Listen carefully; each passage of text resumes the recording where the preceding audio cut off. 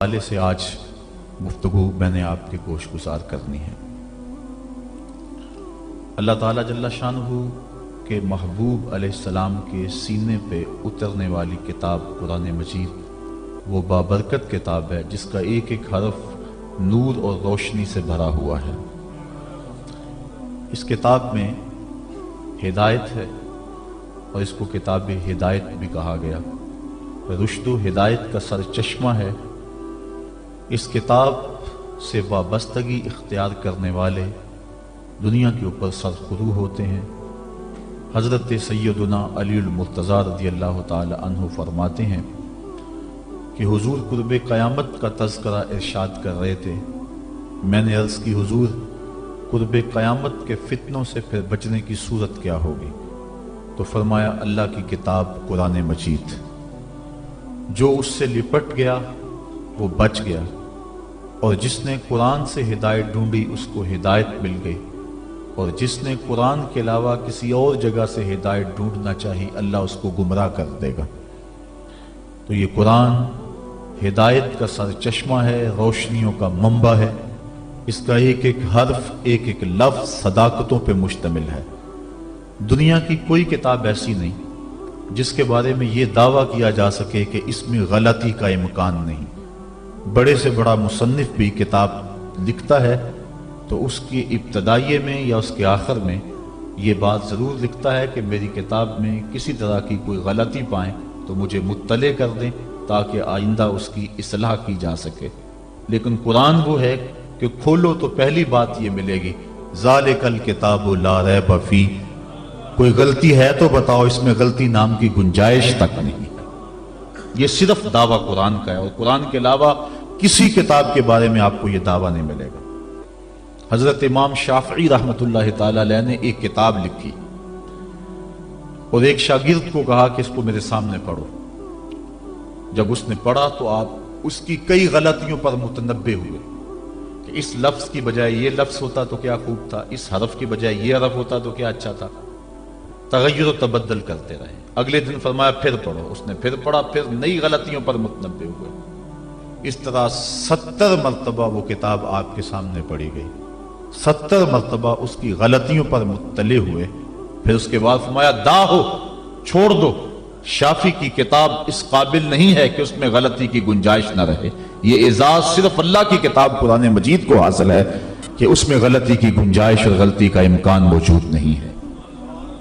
یہ صرف کتاب اللہ ہے قرآن مجید کہ جس میں غلطی کا امکان تک نہیں ہے۔ اور دنیا کے بڑے بڑے دانشور، دنیا کے بڑے بڑے ادیب، شاعر، ان کو بطور تحدی یہ کہا گیا اگر اس کتاب میں تم شک پاتے ہو جو ہم نے اپنے بندہ خاص پہ نازل کی تو اس کی مثل ایک صورت ہی لا کے دکھاؤ۔ تو پھر آج تک کوئی نہیں لا سکا، ممکن ہی نہیں ہے۔ ممکن ہوتا تو کوئی ضرور محنت کرتا۔ الاتقان فی علوم القرآن کے اندر امام سیوطی لکھتے ہیں اگر قرآن کی مثل لایا جانا ممکن ہوتا تو بدر اور احد کی لڑائیاں نہ ہوتی۔ سیدھی سی بات تھی کہ قرآن کی مثل لے آتے، لیکن قرآن کی مثل ممکن ہی نہیں۔ اگر کوئی نظم جوڑنے کی کوشش بھی کرے تو وہ بے تکے لفظ ہوں گے۔ قرآن کی معنویت اور قرآن کی عظمت کو کوئی چھو بھی نہیں سکتا۔ جس طرح کہ پچھلے دنوں کے اندر ڈاکٹر شروش نے الفرقان الحق کے نام سے 7 سال کی محنت سے ایک کتاب تیار کر کے دعویٰ کیا کہ میں نے قرآن کے مقابلے میں یہ کتاب لوگوں کو پیش کی ہے۔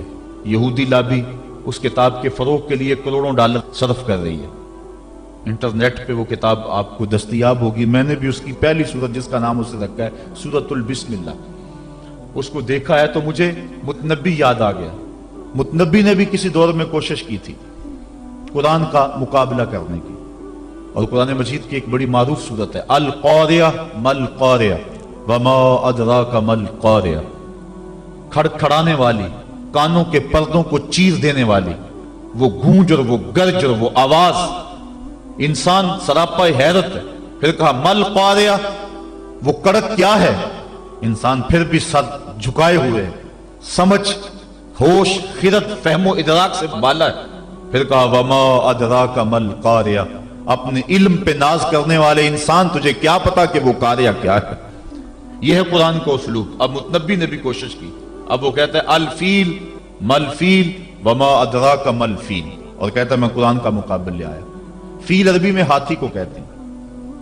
اب القاریہ ایک چیز رکھی گئی، کھڑکھڑانے والی، کانوں کے پردے کو چیر دینے والی۔ اب نہ اس کو کسی نے سنا، نہ اس کا کوئی تصور دماغ میں لا سکتا ہے، انسان حیرت میں ڈوب گیا۔ پھر دوسرا سوال اس کے اوپر وارد ہوتا ہے، مل قاریہ، حیرت ختم نہیں ہوتی۔ پھر کہا وما ادراک مل قاریہ، اور پھر بتایا اس نے انسان پتنگوں کی طرح زمین پہ بکھرے ہوئے پڑے ہوں گے، کوئی کسی کا کوئی پرسان حال نہیں ہوگا، اللہ تعالیٰ پورے قہر و جلال میں ہوگا، اور اللہ تعالیٰ پوچھے گا این المتکبرون، تکبر کرنے والے کہاں ہیں؟ تو اس وقت کوئی سر نہیں اٹھا سکے گا۔ پھر اللہ فرمائے گا این الملوک، بادشاہ کہاں ہیں؟ تو کوئی سر نہیں اٹھائے گا۔ پھر کہے گا انا المالک، میں بادشاہ ہوں، تکبر مجھے زیبا ہے۔ تو وہ اس دن کا نقشہ کھینچا گیا ہے۔ تو القاریہ، مل قاریہ، وما ادراک مل قاریہ، یہ سوال در سوال ہوتا چلا جا رہا ہے۔ اب ذرا متنبی کی بے تکی بات دیکھیے، الفیل، فیل عربی میں ہاتھی کو کہتے ہیں۔ جب کہہ دیا الفیل بات ختم ہوگی۔ پھر کہتا ہے مل فیل، ہاتھی کیا ہے؟ فیل کہنے سے بات سمجھ میں آ گئی کہ ہاتھی ہے۔ پھر کہتا ہے مل فیل، سوال بنتا ہی نہیں۔ لیکن پھر اس کے بعد کہتا ہے وما ادراک مل فیل، تم کیا جانو کہ ہاتھی کیا ہے؟ بچہ جانتا ہے کہ ہاتھی کیا ہے۔ لفظ تو جوڑنے بیٹھ گیا، لیکن معنویت کہاں سے لائے؟ تو کہا قرآن کی مثل تم لانے کی استطاعت ہی نہیں رکھتے ہو، تیرے سامنے یوں دبے لچے فصحا عرب کے بڑے بڑے، کوئی جانے کے منہ میں زبان نہیں، نہیں جسم میں جان نہیں۔ 7 مہینے تک کعبے کی دیوار سے سورہ کوثر لٹکی رہی تھی، اور عرب کے بڑے بڑے شاعر اور ادیب اور قصیدہ نگار قرآن کی مثل لانے سے قاصر رہے۔ اور پھر ایک نے آگے اپنی طرف سے یہ جملے لکھا تھا انا اعطینک الکوثر فصلی لربک وانحر ان شانئک ھو الابتر۔ اس نے آگے لکھا ما ھذا کلام البشر، یہ کسی بشر کا کلام نہیں، ورنہ اس کا مقابلہ ہم ضرور لاتے۔ دور دراز سے ایک شاعر آیا، اس نے دیکھا، اشش کر اٹھا، لیکن جب اس چوتھے جملے پہ آیا تو حیران ہو گیا۔ اس نے چوتھے جملے پہ لکیر کھینچی اور آگے لکھا ولیکن ھذا کلام البشر، یہ پہلے 3 کسی بشر کے نہیں، چوتھا کسی بشر کا ہی ہے۔ یہ قرآن کا اعجاز ہے کہ قرآن کی مثل کا لایا جانا ممکن نہیں ہے۔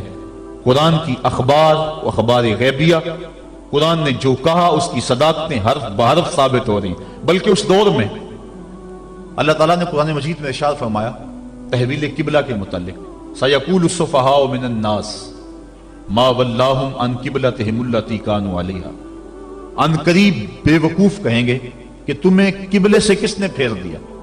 یہ قرآن نے خبر دی، اور یہ اعتراض یہودیوں نے اٹھانا تھا۔ اب قرآن نے کہا ان قریب بے وقوف کہیں گے کہ تمہیں قبلے سے کس نے پھیر دیا۔ پہلے بیت المقدس کی طرف منہ کر کے نماز پڑھتے تھے، اب کعبۃ اللہ کی طرف منہ کر کے نماز پڑھتے ہو، تو کس نے پھیرا، کیوں تم اس سے پھر گئے؟ یہ اعتراض کریں گے۔ یہ اللہ تعالیٰ نے قرآن مجید میں بیان فرمایا۔ اب انہوں نے ابھی اعتراض کیا نہیں، ابھی اعتراض کریں گے۔ قرآن نے پہلے بیان کر دیا، اور یہودی اسلام کی مخالفت میں ایڑی چوٹی کا زور لگاتے تھے اور کوشش کرتے تھے کوئی موقع خالی نہ جائے۔ اب یہ ان کے لیے موقع تھا۔ قرآن نے کہا تھا ان قریب کہیں گے بے وقوف کہ تمہیں قبلے سے کس نے پھیرا۔ تو یہ کس نے کہنا تھا؟ یہودیوں نے کہنا تھا، یہودی کہتے ہی نہ۔ ان کے دل میں اعتراض آتا بھی تو زبان پہ نہ لاتے، اور پھر کہتے لوگ، قرآن نے تو کہا تھا کہ لوگ کہیں گے، ہم نہیں کہہ رہے، لہذا قرآن کی بات غلط ہو گئی۔ ایسا ہو سکتا تھا۔ اور پھر یہ نہیں کہ اس کا جواب یہ دے دیا جاتا تم نہیں کہو گے تو کل آنے والی صدیوں میں لوگ کہیں گے۔ لفظ ہیں سیقول السفہاء، سین اور صوفہ یہ مستقبل قریب کے لیے آتے ہیں۔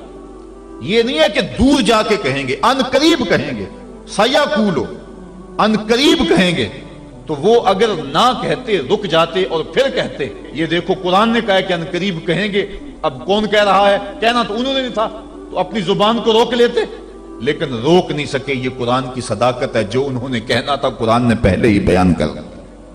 اور ایک آج بھی بات ہے، اللہ تعالیٰ نے یہودیوں کے بارے میں قرآن میں بیان فرمایا کہ یہ بڑی باتیں کرتے ہیں، لیکن قرآن کہتا ہے کہ یہ موت کی آرزو نہیں کر سکتے۔ وَلَن يَتَمَنَّوْهُ أَبَدًا، آج ہی نہیں، کل ہی نہیں، کبھی بھی قیامت تک یہ موت کی آرزو نہیں کر سکتے۔ آج اسلام کو جھٹلانے کے لیے کتنی کوششیں ہو رہی ہیں، اور اسلام کی تکذیب کرنے کے لیے اور مسلمانوں کو مٹانے کے لیے کیا کچھ ہو رہا ہے۔ قرآن مجید کی آیت ان کو بھی نظر آتی ہے تو وہ تمنا کر لیں کسی فورم پہ آ کے کہ قرآن تو کہتا ہے یہودی موت کی آرزو نہیں کر سکتے، ہمیں موت کی تمنا ہے، ہم مرنا چاہتے ہیں، ہمارے دل میں امنگ ہے مرنے کی۔ وہ کسی فورم پہ آ کے یہ بات کہیں اور کہیں کہ دیکھو قرآن نے تو کہا تھا کہ تم کبھی آرزو نہیں کر سکتے، ہم تو آرزو کر رہے ہیں۔ لیکن نہ انہیں کل اس بات کی توفیق ہوئی تھی جو قرآن نے سیقول السفہاء کے اندر کہا، اور نہ قیامت کے اندر اس بات کی توفیق ہو سکتی ہے۔ یہ قرآن کی صداقت ہے، قرآن کی صداقتوں کا منہ بولتا ہوا ثبوت ہے کہ قیامت تک قرآن کی صداقتوں کا سورج چمکتا رہے گا، اور اس سورج کو کوئی بھی گدلا نہیں سکتا، دھندلا نہیں سکتا، اس کی روشنی کو کوئی مات نہیں کر سکتا۔ یہ اللہ کی وہ سچی کتاب ہے، اللہ کی وہ پاکیزہ اور مطہر کتاب ہے جو حجت بھی ہے اور ضابطہ اخلاق بھی ہے اور ضابطہ حیات بھی ہے۔ دنیا کے اوپر جتنی بھی کتابیں نازل ہوئی ہیں وہ ضابطے تو ہیں لیکن حجت نہیں ہے، لیکن ہمارے نبی، ہمارے آقا و مولا صلی اللہ علیہ وسلم کے اوپر جو کتاب نازل ہوئی ہے یہ حجت بھی ہے، دلیل بھی ہے۔ حضور کا سب سے بڑا معجزہ جو حضور کو عطا کیا گیا وہ قرآن مجید ہے۔ ایک ضابطہ ذہن میں رکھ لیں پھر بات آگے چلے۔ ہر نبی کو جو معجزہ عطا کیا جاتا رہا ہے، عادت باری تعالیٰ اس طرح رہی ہے کہ اس دور کے مطابق عطا کیا جاتا رہا ہے۔ مثال کے طور پہ حضرت داؤد علیہ السلام کے دور میں لوہے کی صنعت عروج پہ تھی، لوگ لوہے کا کام کرتے تھے، زرہیں بناتے تھے، لوہے کو گرم کر کے نرم کر کے ڈال کے کوئی شکل دیتے۔ تو اس دور میں اللہ کے نبی کو جو معجزہ دیا گیا اسی قبیل کا دیا گیا کہ وہ لوہے کو ہاتھ میں لیتے، موم کی طرح نرم ہو جاتا۔ لوگوں کو تو گرم کر کے نرم کرنا پڑتا، اللہ کا نبی یوں ہی اس کو نرم فرما لیتا۔ تو یہ چیز بطور معجزہ عطا کر دی گئی۔ حضرت یوسف علیہ السلام کے دور میں حسن کا چراغ گلی گلی جل رہا تھا، اللہ نے اپنے نبی کو معجزہ حسن عطا فرمایا۔ حضرت موسیٰ علیہ السلام کا دور دیکھیے، جادوگری کا فن عروج پہ تھا، نقطہ کمال پہ تھا، گھر گھر جادوگر پائے جاتے تھے۔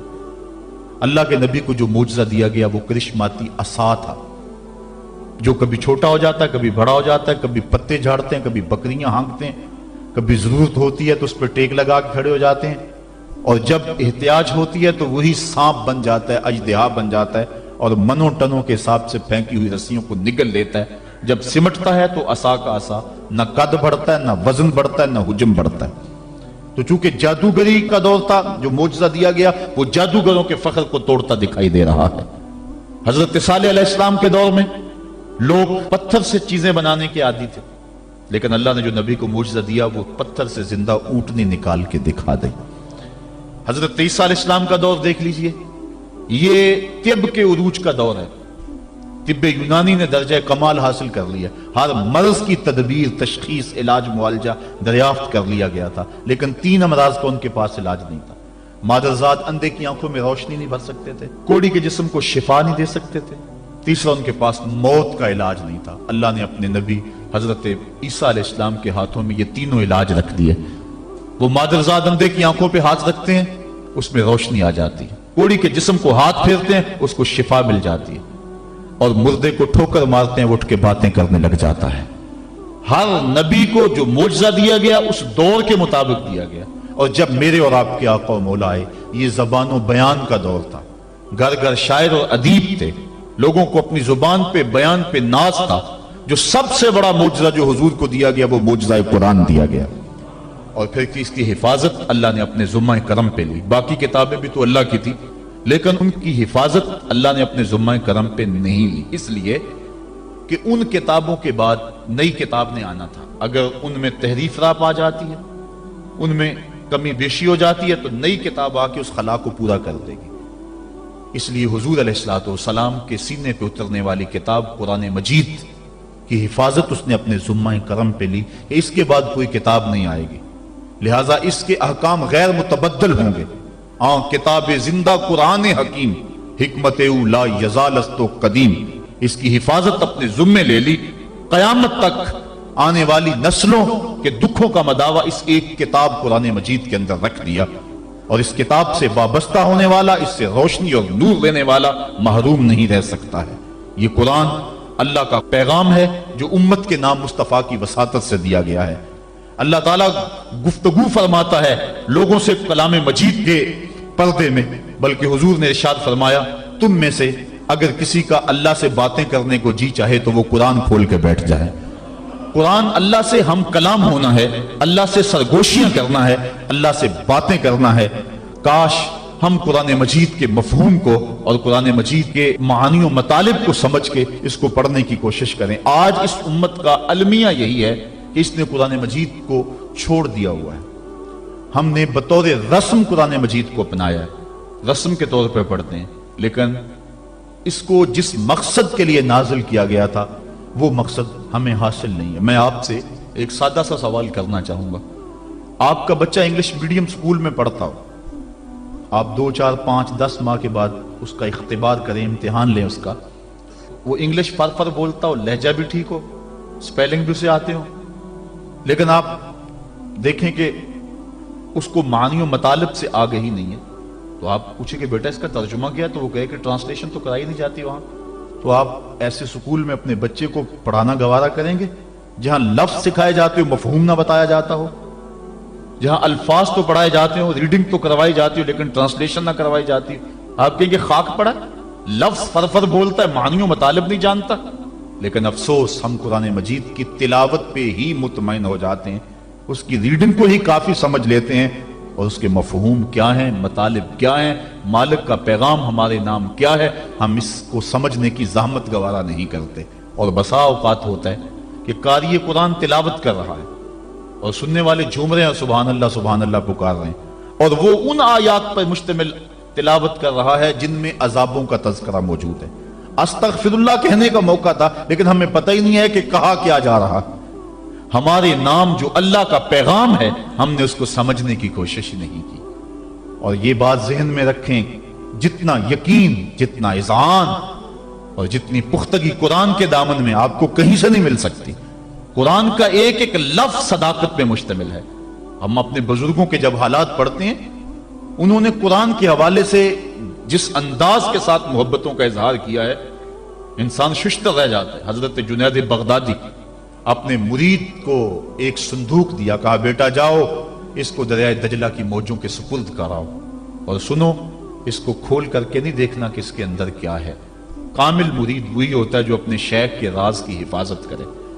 حضرت جنید بغدادی رضی اللہ تعالیٰ عنہ کے اس مرید نے اس صندوق کو سر پہ اٹھایا اور دریائے دجلہ کے کنارے پہ پہنچا، اور جو ہی اس نے دریائے دجلہ میں وہ صندوق پھینکا تو کیا منظر دیکھا کہ پانی پھٹ گیا، اس نے راہیں کشادہ کر دی اور صندوق کو اپنی آغوش میں لے لیا۔ بڑا حیران ہوا، واپس پلٹا اور اپنے شیخ کی خدمت میں حاضر ہو کے عرض کی حضور اگر یہ منظر میری آنکھیں نہ دیکھتی تو میں کبھی سوال نہ کرتا، مجھے بتایا جائے اس صندوق میں کیا تھا جس کے لیے پانی نے بھی راہیں چھوڑ دی، اور اگر وہ چیز اتنی ہی مقدس اور بابرکت تھی تو پھر آپ نے اس کو پھینکوا کیوں دیا ہے؟ یہ مہمہ بن گیا میرے لیے، جب تک آپ بتائیں گے نہیں مجھے قرار نہیں آئے گا۔ فرمایا بیٹا ہاں تم نے اپنی آنکھوں سے منظر ہی ایسا دیکھا ہے، جب تک میں اس سے پردہ نہ اٹھاؤں تمہارا اضطراب دور نہیں ہوگا۔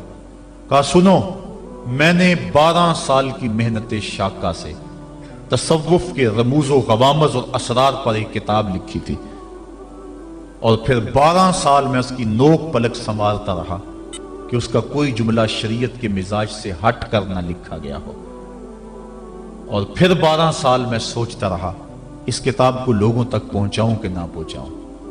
آج 36 سال بیت گئے، میں نے سوچا ہے قرآن کے ہوتے ہوئے لوگوں کو جنید کی کسی کتاب کی ضرورت نہیں ہے۔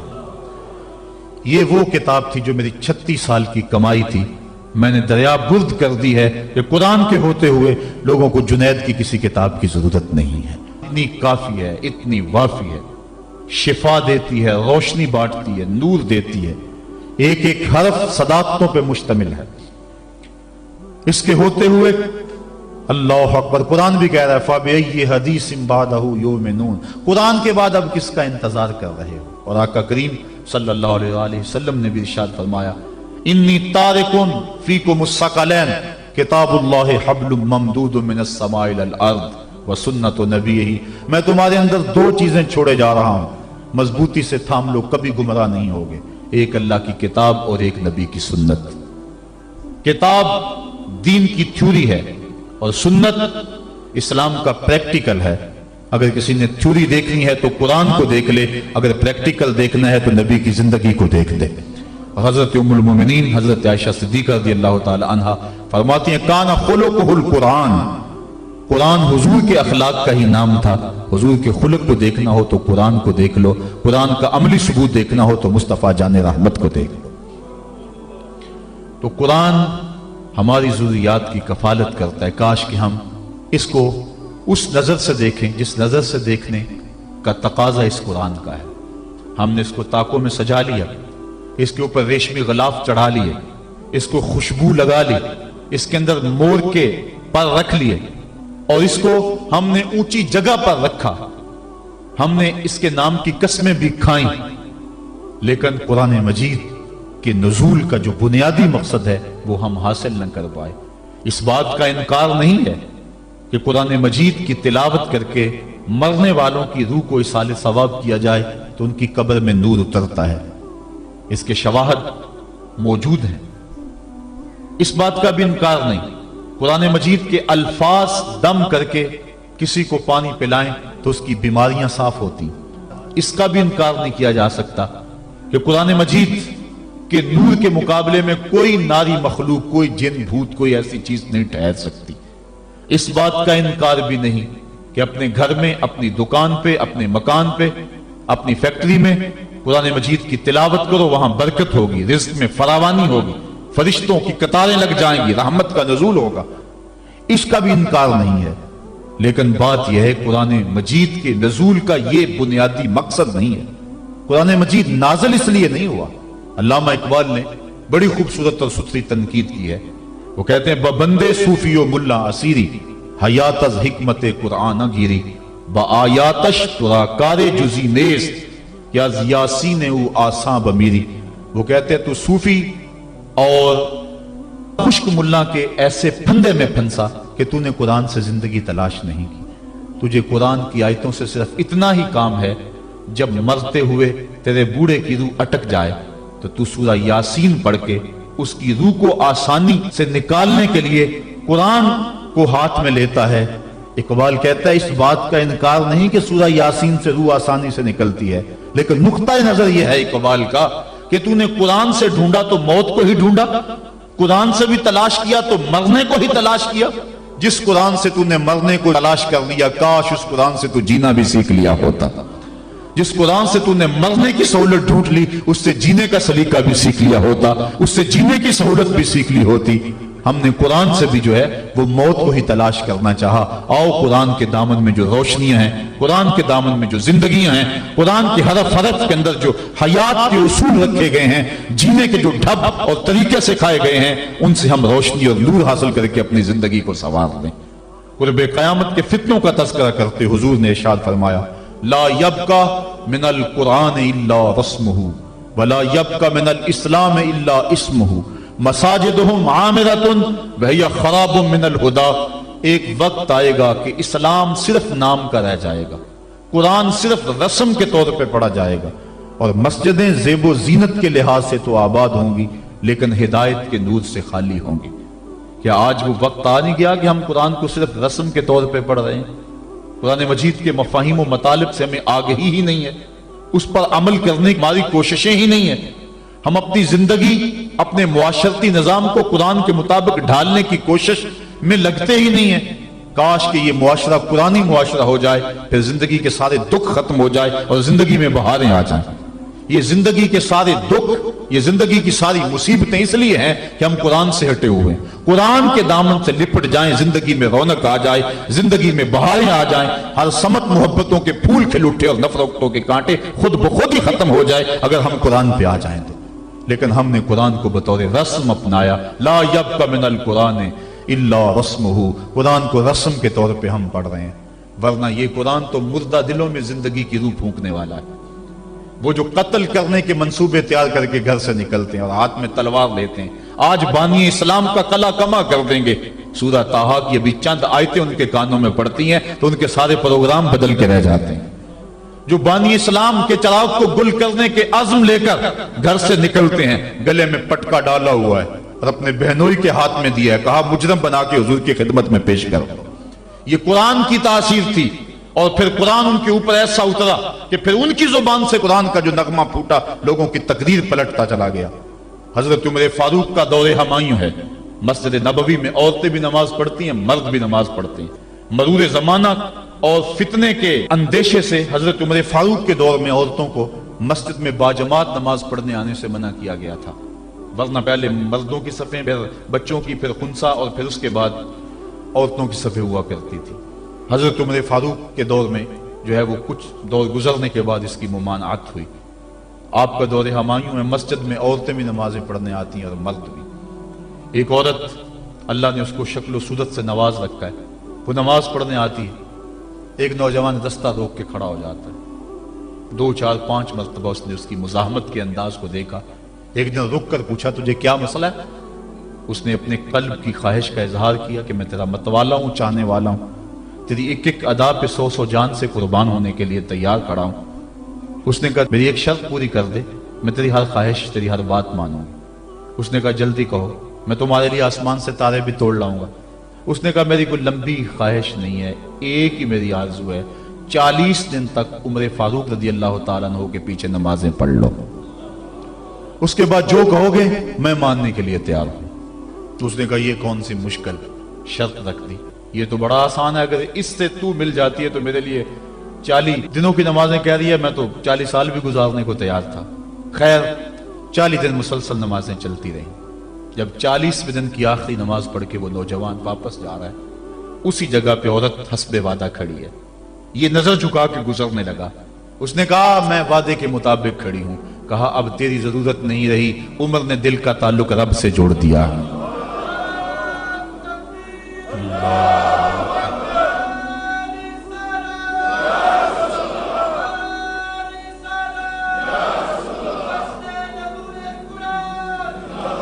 اگر ہم 40 سال ہمارے پیچھے لوگ نمازیں پڑھتے رہیں اور ان میں تبدیلی نہ آئے تو پھر ہمیں سوچنا چاہیے نا، مجھے سوچنا چاہیے کہ 40 سال ہو گئے ایک بندہ میرے پیچھے نماز پڑھا رہا، اس میں تبدیلی نہیں آ رہی، 40 دن نماز پڑھی، قرآن دل سے نکلا اور زبان کے ذریعے سے دل میں پیوست ہو گیا، دل کی دنیا بدل گئی۔ کاش کہ وہ لوگ دوبارہ منصہ شہود پہ آ جائیں اور وہ لوگ دوبارہ مصلوں کی زینت بن جائیں، جن کے لبوں سے قرآن جب نکلتا ہے تو فرشتے بھی آفرین آفرین کرتے ہیں، اور قرآن دلوں پہ اثر کرتا ہے اور دلوں کے زنگ اترتے ہیں اور روحوں کو قرار ملتا ہے۔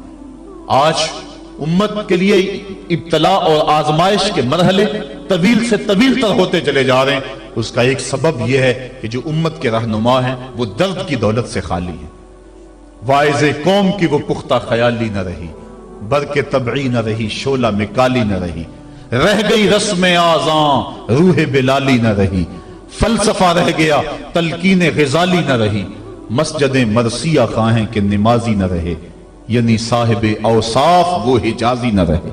آج ہمارے اندر کچھ نہیں رہا، دم خم ہی نہیں رہا، ورنہ اس امت کا بکھرا ہوا شرازہ آج بھی متحد ہو سکتا تھا۔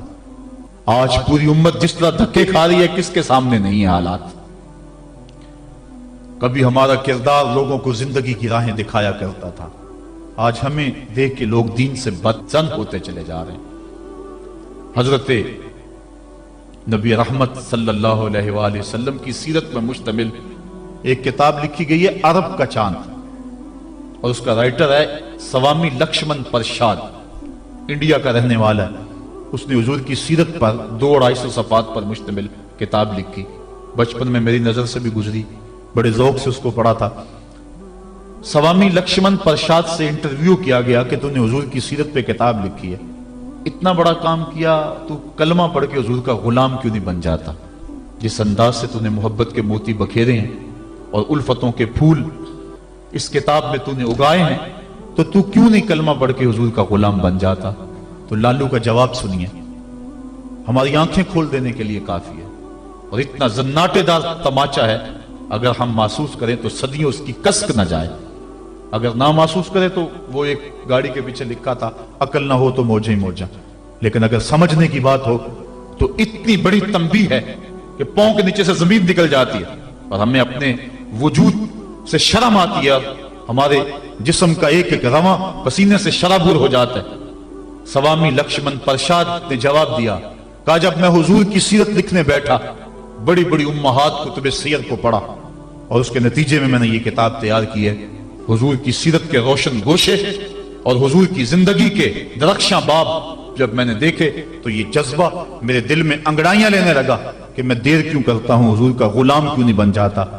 लेकिन जब मैं मुसलमानों के किरदार को देखता हूं तो मैं कहता हूं मैं हिंदू ही ठीक हूं। हमारा किरदार लोगों के ईमान के रास्ते में रुकावट बना हुआ है। जब अमेरिका के खिलाफ नारे लग रहे थे, उन नारे लगाने वालों में मैं भी शामिल था, लेकिन एक बात मैंने कही थी, मैंने कहा आज हम दुनिया की इस ताकत के साथ टक्कर देने की बात तो करते हैं, लेकिन हमने कभी अपने किरदार को झांक करके भी देखा। जिस बस्ती, जिस शहर और जिस मुल्क की हालत यह है कि वाटर कूलर के ऊपर लगे हुए जो गिलास हैं वो भी जंजीरों से बांधे हुए हों, वो कौम अमेरिका जैसी कौम से टक्कर नहीं कर सकती है। मस्जिदों की लैट्रीनों के गंदे लोटे भी संगलियों से बांधने पड़े। जिस कौम का यह किरदार है, क्या वो कौम पनप सकती है, जहान में नशो नमा पा सकती है? हम तो इस कदर गिरावट का शिकार हैं, हम इस कदर गिरे हुए हैं कि हमारी लैट्रीनों के गंदे लोटे वो भी बांध के रखने पड़ते हैं, वरना हम इतने चोर हैं कि वो भी उठा के ले जाएं। तो जिस कौम का यह हाल हो, वो कौम क्या दुनिया की ताकतवर कौमों की आंखों में आंखें डाल के बात कर सकती है? आज हमारा अलमिया यही है, हमारे पास सब कुछ है, लेकिन हमारे पास वो ईमान की हरारत नहीं रही, वो दयानत नहीं रही, वो रोशनी और वो नूर नहीं रहा, वो हमारे पास वो उजाले नहीं रहे। कुरान ने हमें जो जिंदगी गुजारने का ढब दिया है, हमारे पास वो ढब नहीं रहा। हमारी जिंदा लाशें लोगों के ईमान के रास्ते में रुकावट बनी हुई है। वरना हम अपने सदर इस्लाम में देखते हैं और बाद की कहानियां पढ़ते हैं तो दंग रह जाते हैं। इमाम मोहम्मद का जनाजा उठता है तो एक यहूदी आगे बढ़ के जनाजे की चारपाई को कंधा देने की ख्वाहिश करते हुए आगे बढ़ता है, और जो ही कंधा इमाम मोहम्मद के जनाजे की चारपाई पे छूता है तो उसके लबों पे कलमा जारी हो जाता है। हमारे बुजुर्गों की लाशें भी दीन दिया करती थी, उनकी मैयतें भी लोगों को कलमा दिया करती थी, और हमारी जिंदा लाशें लोगों को इस्लाम से हटा रही हैं। मैंने और आपने अपने रवैये को देखना है, अपने अमल पे गौर करना है। उलमा ने अपने मनसब को देखना है, जो सूफियाए अज़्ज़ाम हैं, मशाइख हैं, उन्होंने अपने मनसब को देखना है, और जो अवाम है उन्होंने अपने मनसब को देखना है। तेरे सोफे हैं फरंगी, तेरे काली हैं ईरानी, खून के आंसू रुलाती है जवानों की तन आसानी, हर कोई मस्ते मए ज़ो के तन आसानी है। तुम मुसलमान हो ये अंदाज मुसलमानी है, हैदरी फक्र है न दौलत उस्मानी है, तुमको असलाफ से क्या निस्बत रूहानी है, वो मुअज़्ज़ज़ थे जमाने में मुसलमान होकर, तुम खार हुए हो तार के कुरान होकर। हमारी जिल्लत, हमारी पस्ती, हमारी ज़बूहाली की वजह यह है कि हमने कुरान से नाता तोड़ लिया है। आइए कुरान से टूटा हुआ नाता दोबारा जोड़ें और सही मानों में मुसलमान बन जाएं। जब सही मानों में मुसलमान बन जाएंगे तो दुनिया की बड़ी ताकतें हमारे सामने खम हो जाएंगी। हम तो 313 होके नहीं दबे थे, अब तो दुनिया की एक बहुत बड़ी कुव्वत है अहले ईमान। तो आइए हम कुरान मजीद से अपने राब्ते को मजबूत तर करें और कुरान मजीद की जो तालीमात हैं उन तालीमात को अपने मुआशरे में नाफिज करने की कोशिश करें। देखिए हमारा मुआशरा इस वक्त जिस बदअमनी का शिकार है और जो माली वसाइल इस वक्त हमारे पास मौजूद हैं और आसाइशें अल्लाह की तरफ से इस वक्त बरस चुकी हैं हमारे ऊपर, इसके बावजूद हर तरफ बेयकीनी, बेनूरी और अदम इत्मीनान। इसकी बुनियादी वजह चूंकि तमानियत दौलत में नहीं है, ये बात ज़हन में रखें। तमानियत लंबी गाड़ियों में नहीं है, सुकून की दौलत खूबसूरत औरत के पहलू में नहीं है। तमानियत तुम्हें मिलेगी तो अल्लाह की याद में मिलेगी, तमानियत मिलेगी तो जिक्र इलाही में मिलेगी, तमानियत तुम्हें मिलेगी, सुकून की दौलत मिलेगी तो कुरान के दामन से मिलेगी। आज इतना कुछ होने के बावजूद भी रुसवाइयां हमारा मुकद्दर हैं, जिल्लत हमारा मुकद्दर है, और आज हमारा वजूद उम्मत मुस्लिमा के लिए एक दाग की हैसियत रखता है। ये एक ऐसा दुखड़ा है कि मैं किस अंदाज से इस बात को आपके सामने रखूं, ये अंदर की कैफियत है। अल्लाह ताला इस उम्मत को खोया हुआ वकार अता कर दे और हम उस जगह पे आ जाएं जिस जगह से हट के हम चले गए हैं।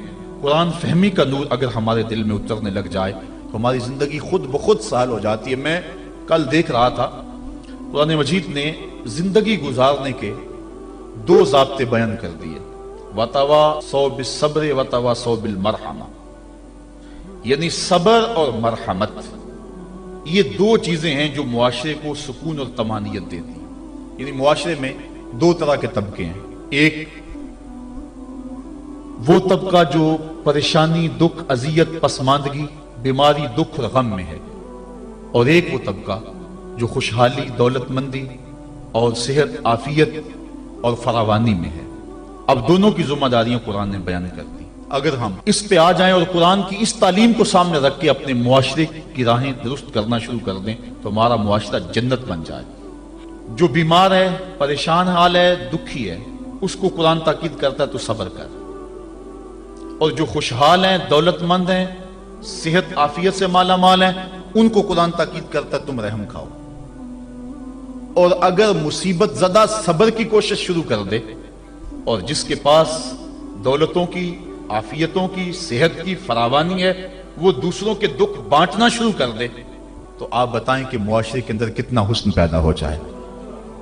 لیکن ہم نے کبھی اس نظر سے دیکھا ہی نہیں۔ عید الفطر کے موقع پہ پچھلے سال اس پر مفصل گفتگو کی تھی، جو احباب وہاں موجود تھے انہیں یاد ہوگا کہ ہماری عید کیا ہوتی ہے۔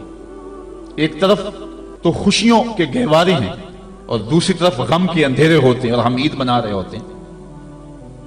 ہماری عید جو ہے وہ غریبوں کو، پسماندہ لوگوں کو، پریشان، دکھی اور بیماروں کو، ان کو اپنی خوشیوں میں شامل کرنے کا نام حقیقی عید یہ ہے۔ اپنی خوشیوں کو خرید لینا اور اپنی خوشیوں کا متوالا ہو جانا، یہ ایک مومن کا مزاج نہیں ہے۔ وہ دوسروں کو ساتھ لے کے چلتا ہے۔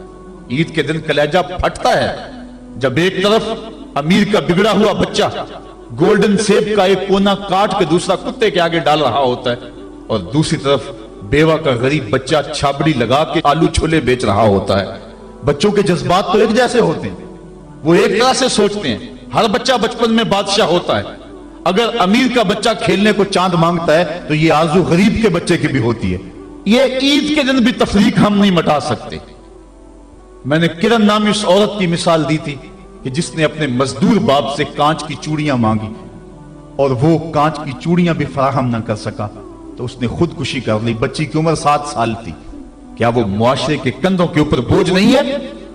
اگر ہمسایہ بھوکا سو جائے تو نماز قبول نہیں ہوتی، اور آقا کریم نے تو یہاں تک فرمایا اپنے گوشت کی خوشبو سے ہمسائے کو تکلیف نہ دو، یا تو تھوڑا سا پانی زیادہ ڈال لو اور شوربے کی ایک پیالی ہمسایوں کے گھر بھی بھیج دو، اور اگر ایسا نہیں کر سکتے تو ایسے وقت میں وہ گوشت پکاؤ کہ ہمسائے کے بچے اگر مچل پڑے اور انہوں نے ضد کر لی اور غریب باپ ان کی ضد کو پورا نہ کر سکا تو ان کے دکھوں کا مداوع کس کے پاس ہے؟ یہ شریعت کا مزاج ہے۔ عید کے دن، عید کی رات جو موانست کی رات ہے، جو محبتوں کی رات ہے، دکھ لوگوں کے بانٹنے کی رات ہے، وہاں بے چراغ گھروں کا رخ کرو، اور جن کے گھروں کے اندر سکون اور طمانینت نام کی کوئی چیز نہیں ہے، جن کے گھر کے اندر خوشی نام کی کسی چیز کا بسیرا نہیں ہے، عید کے دن وہ دکھی گھر ڈھونڈو اور محبتیں جا کے ان گھروں میں تقسیم کرو، اور عید کی خوشیوں میں اگر ان کو شامل کر لیتے ہو تو یہ قرآن کا مزاج ہے۔ وَتَوَاصَوْا بِالصَّبْرِ وَتَوَاصَوْا بِالْمَرْحَمَةِ۔ ایک طبقہ جو ہے وہ بھی واویلا نہ کرے، دکھ آ جائے تو دکھ کو برداشت کرے۔ اللہ دکھ پر صبر کرنے پر بھی اجر رکھا ہوا ہے۔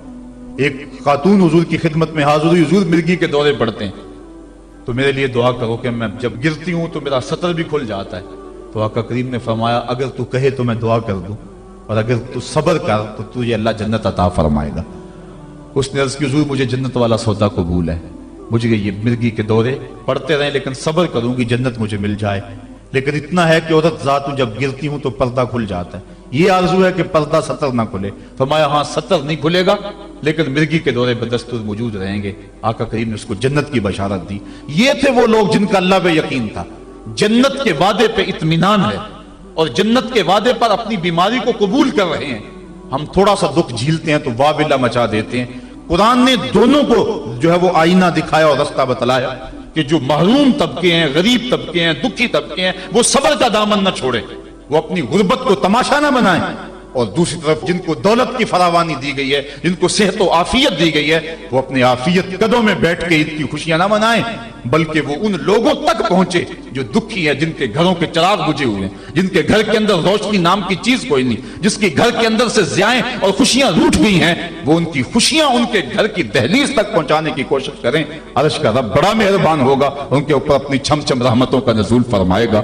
آئیے ہم عید کے روز اس عزم کا اعادہ کر کے دکھی اور مصیبت زدہ اپنے غریب رشتہ داروں کو اور اپنے معاشرے میں، اپنی گلی اور اپنے محلے میں جو دکھی لوگ ہیں ان کی اعانت کے لیے میدان میں نکلیں۔ یقیناً یہ بہت بڑی نیکی ہے۔ میں حضرت سید عائشہ صدیقہ رضی اللہ تعالی عنہا کے حوالے سے وہ روایت عرض کیا کرتا ہوں کہ ایک دن محبوب خدا کا دریا رحمت جوش میں آ گیا، فرمایا عائشہ جو مانگنا ہے مانگ لو۔ عرض کی حضور اگر اجازت ہو تو میں اپنے باپ سے مشورہ کر لوں۔ کہا جاؤ کر لو۔ سیدنا صدیق اکبر کی خدمت میں حاضر ہوئی اور کہا حضور کا دریا رحمت جوش میں، اور آقا فرمایا عائشہ جو مانگنا ہے مانگ لو، مجھے بتایا جائے میں حضور سے کیا مانگوں، آپ انتخاب فرمائیں۔ حضرت ابو بکر صدیق رضی اللہ تعالیٰ عنہ نے فرمایا کہ حضور سے کہنا کہ معراج کی رات قربت خاص میں اللہ نے آپ سے جو خاص باتیں کی تھی ان میں سے ایک بات بتا دیں۔ یہ میری ڈیمانڈ ہے، یہی میری چاہت ہے، آج یہ میں آپ سے طلب کرنا چاہتی ہوں۔ حضرت ام المومنین حاضر ہوئی۔ اللہ اکبر۔ حضور نے پوچھا عائشہ مانگو جو مانگنا ہے۔ عرض کی حضور معراج کی رات جب قربت خاص میں آپ پہنچے تھے اور آپ کے مالک نے آپ سے راز و نیاز کی کچھ باتیں کی تھی، میری آرزو ہے ان راز کی باتوں میں سے ایک بات مجھ کو بتا دیں۔ حضور مسکرانے لگے اس بات پہ کہ ابو بکر صدیق کا انتخاب کیسا ہے، اور پھر اگر وہ راز کی بات بتا دوں پھر راز راز تو نہ رہا، لیکن چونکہ وعدہ کیا ہوا تھا، فرمایا عائشہ سنو، جب میں قرب خاص میں پہنچا تو میرے مالک نے مجھ سے جو خاص باتیں فرمائیں ان میں سے ایک بات یہ تھی، اے میرے محبوب اگر تیری امت میں سے کوئی شخص کسی ٹوٹے ہوئے دل کو جوڑ دے گا تو میرے اوپر لازم ہے کہ بغیر حساب کے جنت عطا فرما دوں۔ حضرت عائشہ صدیقہ رضی اللہ تعالیٰ عنہ بہت خوش ہوئی۔ حضرت صدیق اکبر نے بتایا ہوا تھا کہ جو حضور کہیں وہ مجھے ضرور بتانا۔ حاضر ہوئی اور آ کے کہا، آپ رونے لگے۔ کہا بات رونے والی تو نہیں ہے، بات تو خوش ہونے والی ہے۔ بسا اوقات کسی کا دل ہم جوڑ دیتے ہیں، کوئی کسی کو قرضہ دے دیا، دکھی کے کام آگے کسی بھوکے کو کھانا کھلا دیا، یہ تو کام بن گیا، جنت کے راستے آسان ہوئے۔ کہا میں اس کو دوسرے پہلو سے دیکھ رہا ہوں، تصویر کا دوسرا رخ دیکھ رہا ہوں، میں اس کو ذرا معکوس دیکھ رہا ہوں۔ اگر کوئی کسی کا ٹوٹا ہوا دل جوڑ دے تو بغیر حساب کے اللہ کے اوپر واجب ہے کہ وہ جنت میں بھیجے گا، تو اگر کوئی کسی کا دل توڑ بیٹھے تو ہم دیکھیں کہ ہم اپنے عمل سے، اپنے رویے سے کسی کا دل تو نہیں توڑتے۔ ہم عید کی نمائش اس انداز سے تو نہیں کرتے کہ غریب کو اس کا دکھ زیادہ لگنے لگ جاتا ہے۔ وہ کسی مفکر نے کہا تھا نا کہ آپ اپنی آسائش نہ چھوڑیں، نمائش چھوڑ دیں تو غریبوں کے دکھ ختم ہو جائیں، لیکن ہم نے کبھی اس نقطہ نظر سے نہیں سوچا۔ آئیے ہم معاشرے کی اس اونچ نیچ کو ختم کرنے کے لیے عملی طور پہ کوشش کریں۔ یہ ایک اہم پیغام تھا، میں آپ تک پہنچانا چاہتا تھا۔